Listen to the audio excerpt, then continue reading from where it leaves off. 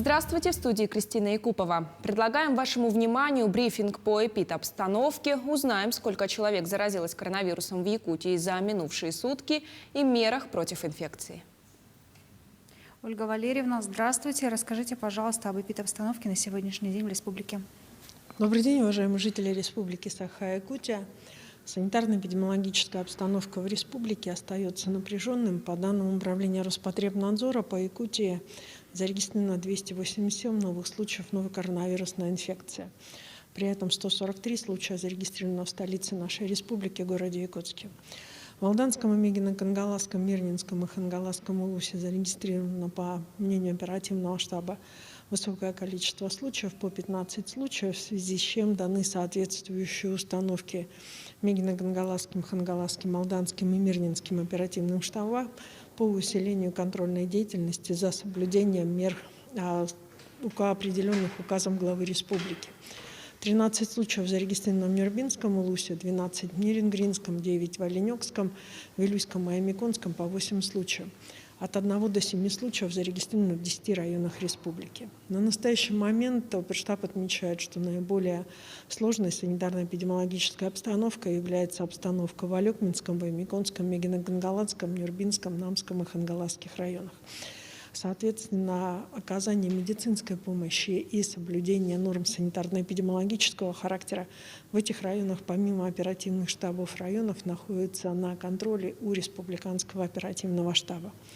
На настоящий момент, на сегодня, в тяжелом состоянии в наших медицинских учреждениях находится 138 граждан республики, из них достаточно в тяжелом состоянии. На аппарате искусственной вентиляции легких находится 39 человек.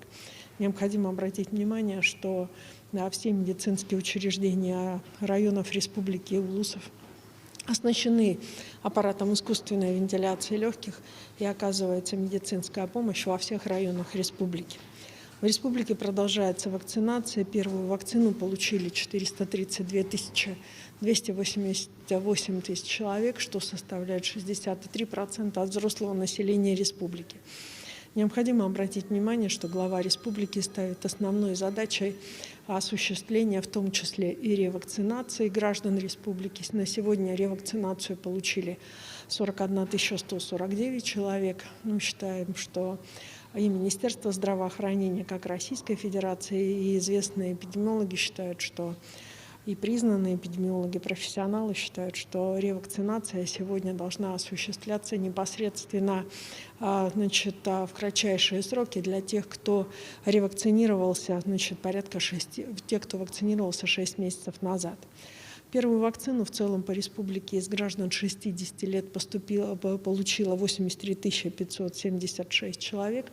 Необходимо обратить внимание, что это лишь только 59% от общего количества. При этом количество лиц старшего возраста, которые находятся у нас на больничных койках, он значительно больше.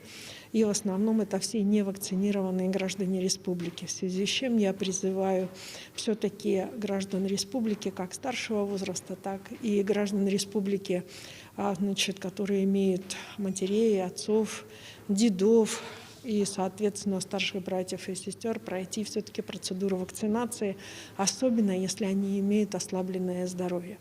Параллельно сегодня у нас идет вакцинальная кампания против гриппа. Необходимо обратить внимание, что от планового показателя в республике привито 43%.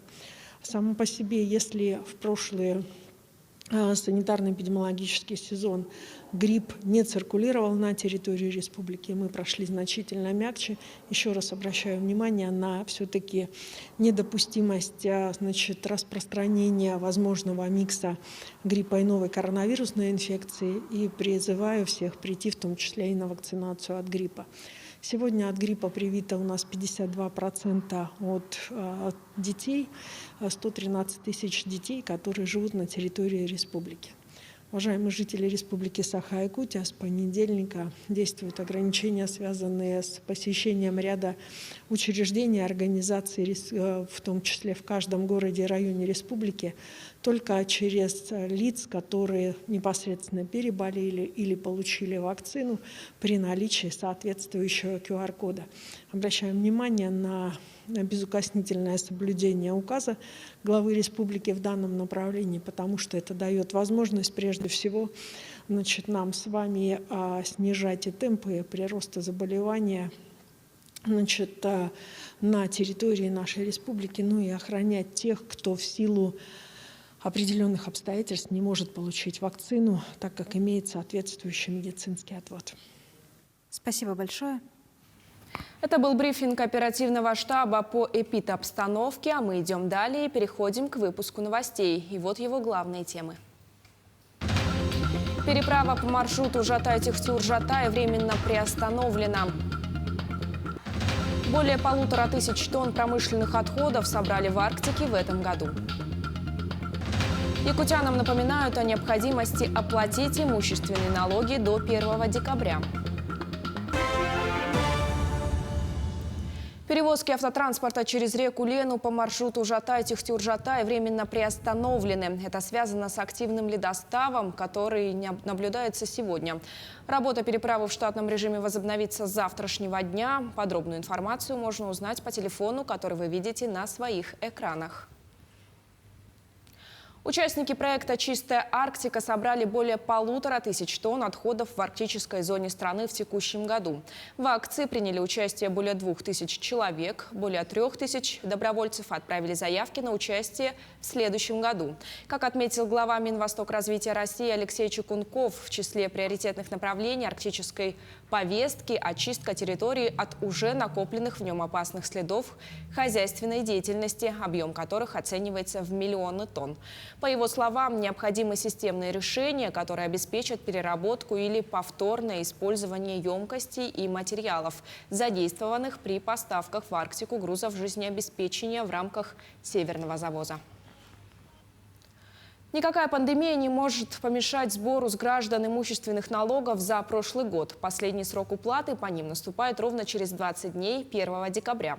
Оплатить налоги теперь можно по QR-кодам и штрих-кодам, указанным в налоговых уведомлениях. В них зашифрованы все необходимые для этого реквизиты. За несовершеннолетних детей обязанность по уплате налогов исполняют родители, усыновители, опекуны или попечители. Сотрудники налоговой службы напоминают, что в связи с пандемией все операции и прием граждан осуществляется удаленно. Также через официальный сайт налоговой службы или через мобильное приложение «Налоги ФЛ» и по телефонам инспекции.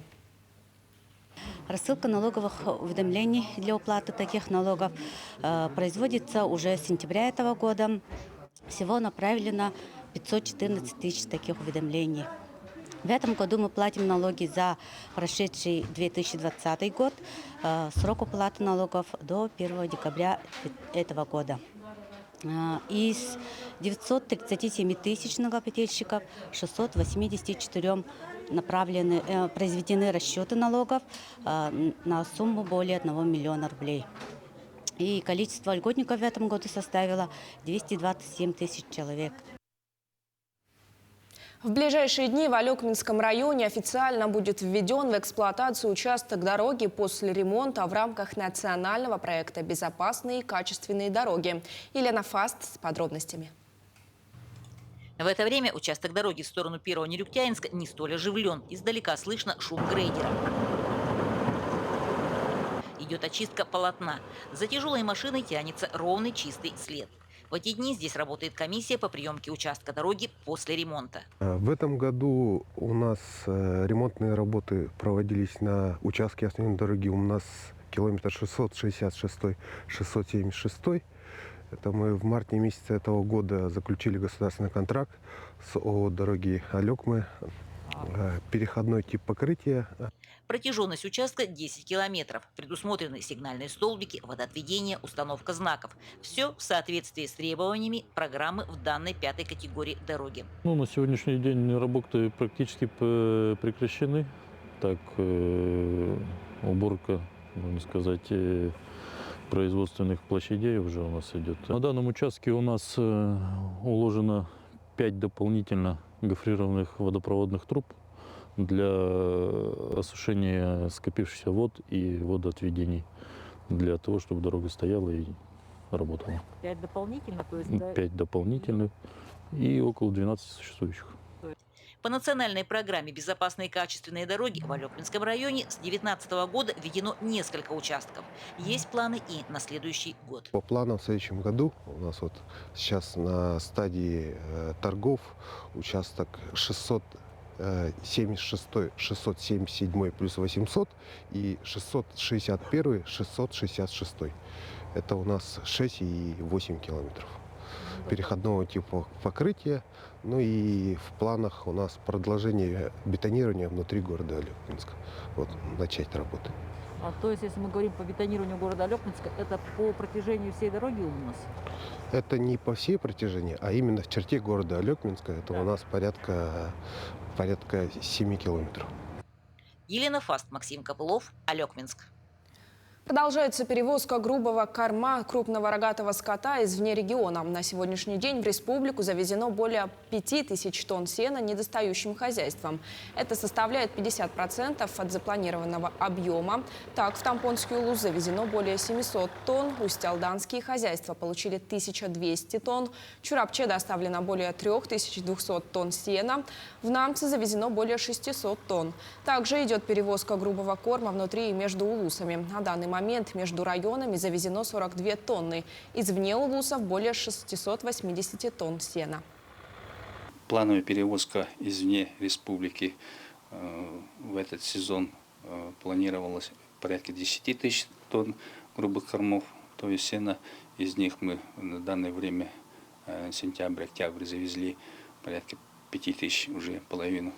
Финансирование у нас идет на этот год двумя траншами, 56 миллионов рублей уже находится в районах. Сегодня отбор уже прошел, на днях уже должны довести до хозяйств. Второй транш в сумме 96 миллионов готовится проект постановления правительства, и на следующей неделе уже дойдет до хозяйств. Мы продолжаем следить за развитием событий. Еще больше информации на наших сайтах як24.ру и nvk-online.ru. Оставайтесь на нашем телеканале, не переключайтесь.